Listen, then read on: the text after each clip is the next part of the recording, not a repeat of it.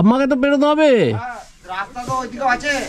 এই বোকা বোকা কথাগুলো বলছো কেন? তুমি গাড়িটাকে সরাবে না? রাস্তা বন্ধ করে তুমি এইসব বলছো কেন? কে কে গায়ের জোর দেখাচ্ছে? আরে কি বলছো তুমি? রাস্তাটা বন্ধ করে রেখে এসব বলছো, উল্টো পাল্টা কথা বলছো। তুই উল্টো পাল্টা কথা বল, রাস্তা বন্ধ করে রেখে। আমি বলছি একটু সরিয়ে রাখো। না না, গাড়িটাকে একটু সরিয়ে রাখো বলছি, আর কিচ্ছু বলিনি। তুমি এখানে দাঁড়িয়ে কি ভেবেছো? না না, তাহলে কি? না না, আমি সেটাই বলছি। ওকে বলা, তোমাকে বলা হয়েছে গাড়িটা সরিয়ে রাখো। অসুবিধাটা কি হলো? উদ্ব্যস্ত কি বলছো? না না, আর ভয় তোমাকে খাওয়াচ্ছে? ভয় তোমাকে ভদ্রভাবে বলা হচ্ছে যে একটু সরিয়ে রাখো। তোমাকে গাড়িটাকে বলা হচ্ছে সাইডে সরাও। উল্টো পাল্টা কেন বলছো? তুমি কে যে তোমাকে এইসব উল্টো পাল্টা বলছো? গাড়িটাকে একটু সাইডে সরানোর কথা বলা হচ্ছে, গাড়িটা রাস্তার উপর রেখে দিয়েছে।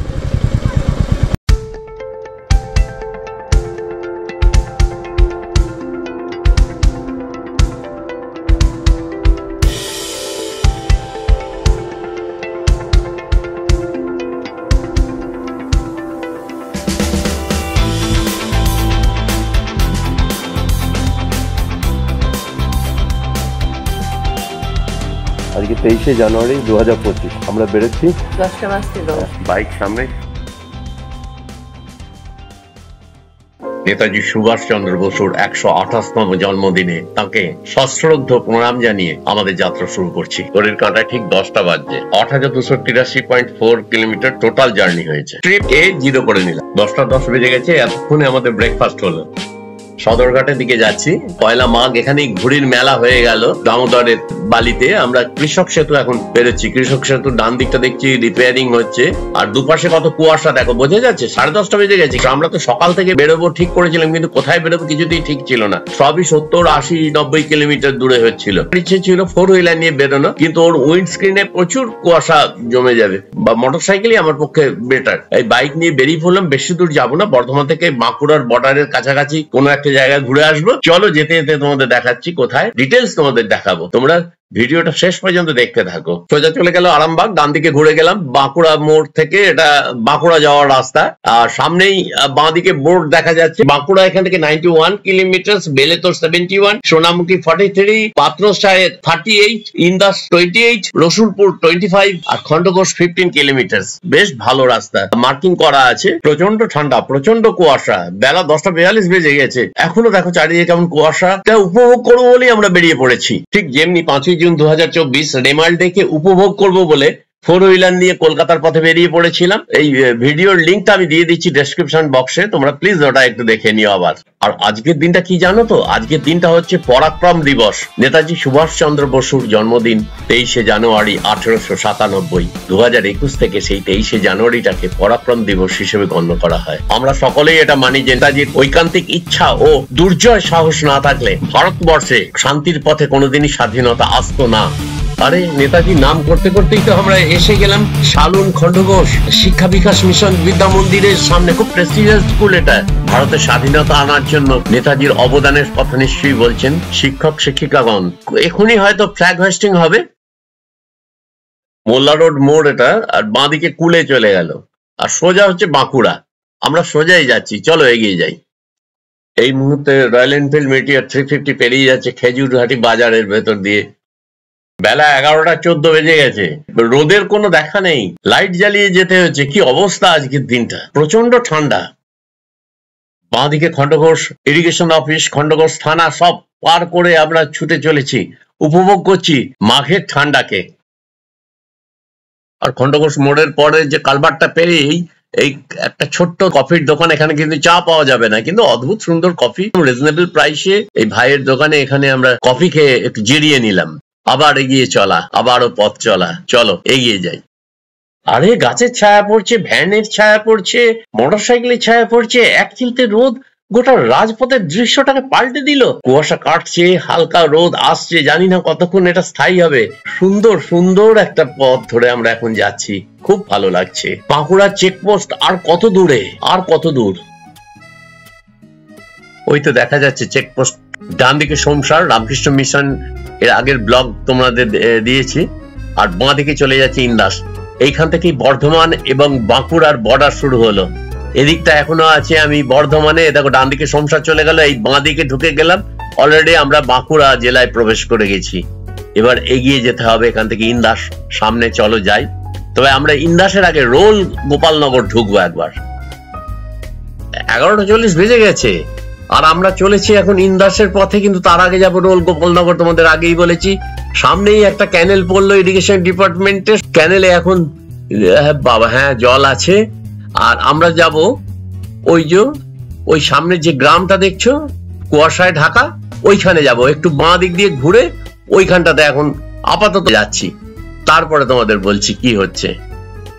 সোজা ইন্দাস, ডান দিকে ঢুকিয়ে দিলাম, এইদিকে রোল গোপালনগর। ফেরার সময় ইন্দাসে এই পথেই আবার যাব, আর একটু এগিয়ে ডান দিকে নেমে যাব। আর এই যে রাস্তাটা, এইটার ব্যবহার হয় না সাধারণত, কিন্তু ভালো রাস্তা দিয়ে ঘুরে যেতে হতো, কিন্তু আমি শর্টকাট করছি এটা দিয়ে। চলে এলাম বাঁকুড়ায় আমার ভাই সত্যনারায়ণ এবং বৌমা রেণুকা সরকার ওদের কাছে। মন ভালো করতে এই গ্রামে আসতেই হয়। এটা একটা অদ্ভুত গ্রাম, আধা শহর আধা গ্রাম। গ্রামের প্রত্যেকটা চাষবাস যা কিছু সেটাও আছে, আবার তুমি শহরে যা সুযোগ সুবিধে সব পাবে। দুপাশে নালা, মাঝে আলুর চাষ, কোথাও সর্ষের চাষ, সর্ষে ক্ষেত, তার ভেতর দিয়ে আমাদের হেঁটে চলা। সে আলুর চাষ তো তোমাদের দেখালাম, অপূর্ব অপূর্ব। ইলেকট্রিসিটি আছে, সবকিছুই আছে, কিন্তু যখনই তুমি মাঠে যাচ্ছ তোমার মন হারিয়ে যাবে ওই দূর নীলিমায়। দৃশ্যটা একবার দেখো আর ফিরে যেতে ইচ্ছে করবে। তোমরাও এসো, দেখতে এসো। নাহলে এই গোটা মাঠটা একদম সবুজ হয়ে যায়। আর এখানকার মানুষজন, প্রত্যেকটা বাড়ির মানুষজন, কেউ কারুর বাড়ি কেউ এলেই সবাই একদম খুব আনন্দ করেন, সবাই খুব ভালোবাসেন। সেই জন্য এখানে আমাদের খুব ভালো লাগে।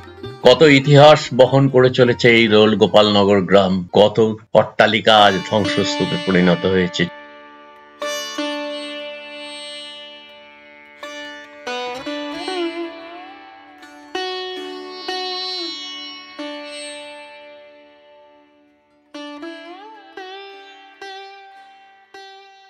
নতুন বাড়ি, চণ্ডী মণ্ডপ দেখা যায়, নারায়ণ মন্দির, আগ্রহ ভরে কত আলপনা। ওহো, আজ তো বৃহস্পতিবার, ঘরের লক্ষ্মী আলপনা দিচ্ছেন দেবী লক্ষ্মীর জন্য।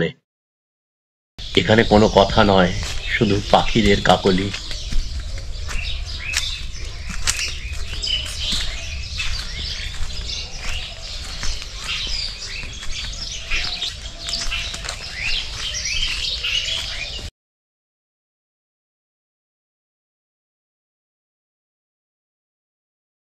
সুকুমার রায়। সুকুমার রায়, বাড়ি কোথায়? বাড়ি এই রোল। আচ্ছা, রোল, ঠিক আছে, দেখবে। হ্যাঁ, কিছু মানে ভুল ভালো হলেও কমেন্টসে জানিয়ে দেবে যে ভুল হচ্ছে, ঠিক আছে? কি হচ্ছে, রান্না চলছে? বাহ, দারুণ। আরে বাবা, দারুণ রান্না হচ্ছে। ঠিক আছে, করো রান্না। মড়াই, এই যে শরীর ঠিক আছে? ঠিক আছে, বেশ।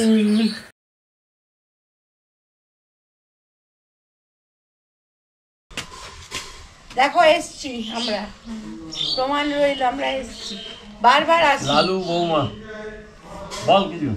আবার আসবেন, একবার পূজা আর ইয়েকে নিয়ে আসবেন, রিনিকে। হ্যাঁ, আমার জামাই দুটোকে নিয়ে আসতে হবে। জামাইরা জামাইদের নিয়ে একবার আসবেন। হ্যাঁ,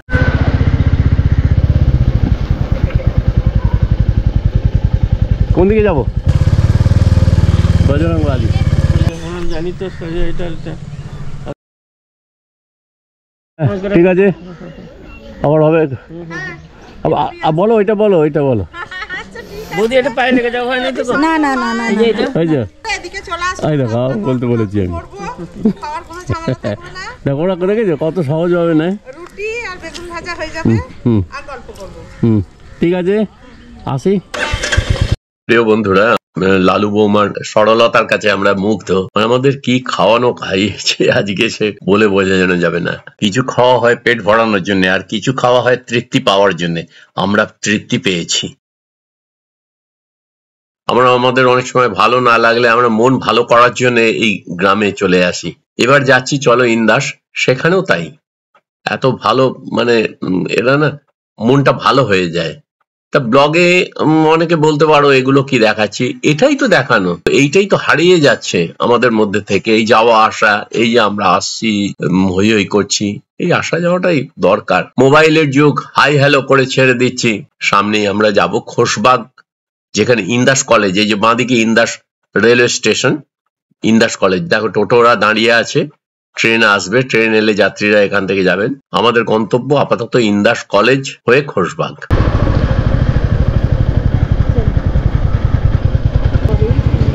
ইন্দাস মহাবিদ্যালয় 2006।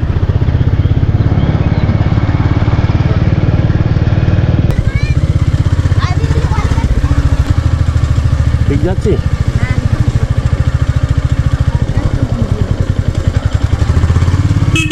খুব সাবধান এখানটা। না না না, দাঁড়াও দাঁড়াও, চুপ করে থাকে, এইখানে নামতে হবে। ভাই গাড়িটা সরাতে হবে তো।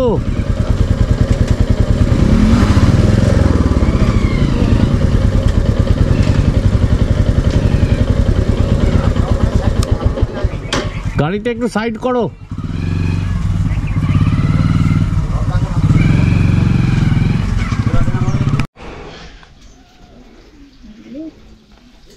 কি ভাই নামটা লিখে? এই যে লেখা আছে STAR, দেখো দারুণ পড়ে ফেলেছে।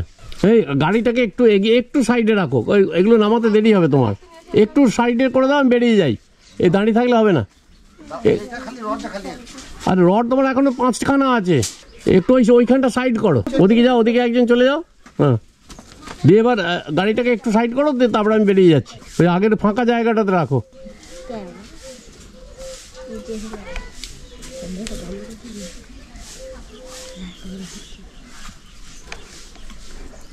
কি পড়ো তোমরা? কোন ক্লাসে পড়ো? 9-এ পড়ছো? কোথায়, কোন স্কুলে? আর তুমি? না, একটু একটু একটু ডান দিক করো, একটু ফাঁকা করলে বেরিয়ে যাবো। তো তুমিও ইন্দাস হাই স্কুলে, কোন ক্লাস? কি নাম? বাহ, খুব ভালো, পড়াশোনা করবে। কেন, স্টার্ট করো, গাড়িটা স্টার্ট করো। বাহ, চলো। আমাকে তো বেরোতে হবে। এই বোকা বোকা কথাগুলো বলছো কেন? তুমি গাড়িটাকে সরাবে না, রাস্তা বন্ধ করে তুমি এইসব বলছো কেন? কে গায়ের জোর দেখাচ্ছে? আরে কি বলছো তুমি? রাস্তাটা বন্ধ করে রেখে এসব বলছো, উল্টো পাল্টা কথা বলছো। তুই উল্টো পাল্টা কথা বল, রাস্তা বন্ধ করে রেখে। আমি বলছি একটু সরিয়ে রাখো। না না, গাড়িটাকে একটু সরিয়ে রাখো বলছি, আর কিচ্ছু বলিনি। তুমি এখানে দাঁড়িয়ে কি ভেবেছো? না না, তাহলে কি? না না, আমি সেটাই বলছি, ওকে বলা, তোমাকে বলা হয়েছে গাড়িটা সরিয়ে রাখো। অসুবিধাটা কি হলো? উদ্ব্যস্ত কি বলছো? না না, আরে ভয় তোমাকে কে খাওয়াচ্ছে? ভয় তোমাকে ভদ্রভাবে বলা হচ্ছে যে একটু সরিয়ে রাখো। তোমাকে গাড়িটাকে বলা হচ্ছে সাইডে সরাও। উল্টো পাল্টা কেন বলছো? তুমি কে যে তোমাকে এইসব উল্টো পাল্টা বলছো? গাড়িটাকে একটু সাইডে সরানোর কথা বলা হচ্ছে, গাড়িটা রাস্তার উপর রেখে দিয়েছে। প্রিয় বন্ধুরা, রাস্তায় চলতে গেলে এরকম হয়, আবার সবকিছু মেনে নিয়েই করতে হবে। নিজের দোষ থাকলে সবসময় পেছিয়ে আসতে হবে, মাথা নিচু করে নিতে হবে। কিন্তু অন্যায়ভাবে যে জিনিসটা একটা পথকে আটকে রেখেছিল, সেখানে একটা প্রতিবাদ হলো মাত্র। আজকের দিনটা কি প্রথমেই বলেছিলাম, পরাক্রম দিবস। এখানে কিন্তু সাহস দরকার। আমি হতেই পারি বাইরের লোক, প্রতিবাদকে আমার রাখতে হবে। তবে প্রতিবাদের ভাষা গালাগাল নয়। যে অন্যায় করছে সেও বুঝতে পারবে যে এটা ভুল হয়েছে, কিন্তু আমরা যে ভুল করে ফেললাম, ভুলভাল রাস্তায় চলে এসেছি, আমাদের আবার ওই রাস্তায় ওইখান দিয়ে পেরোতে হবে। এই দেখো, এই গাড়িটা রাস্তায় লোক জড়ো হয়ে গেছিল, ও আর মানে এখানে রাস্তা বন্ধ করার সাহসটা পায়নি। বাঁদিকে এই ছবির মতো বাড়িটা, অরুণা, অস্মিতা আছে। চলো ঢুকে পড়ি। আমার ভাগ্নি অস্মিতা একজন গুণী শিল্পী। ওর ছাদ বাগানে যেমন আছে, তেমনি ওর হাতের কাজ দারুণ। ড্রয়িং থেকে আরম্ভ করে যে কোনো কিছু জিনিস, এই যেগুলো দেখছো সব ওর তৈরি। দেখবে ও ইউটিউবে, ফেসবুকে এগুলো দেয়, তোমরা দেখে সব লাইক দিয়ে দিও। অস্মিতা মাম্পি দত্ত আর অরুণা দত্ত। ঠিক আছে, চলি। হ্যাঁ, সাবধানে যাবে। হ্যাঁ। বর্ধমান বাঁকুড়া রোড হয়ে এবার আমরা ফিরে চলেছি বর্ধমানের দিকে। সুন্দর সেই রাস্তাটা আবারও দেখালাম। 73 কিলোমিটার, 5:28 বাজে। এই বাঁকুড়ার মোড় পেরিয়ে যাচ্ছি।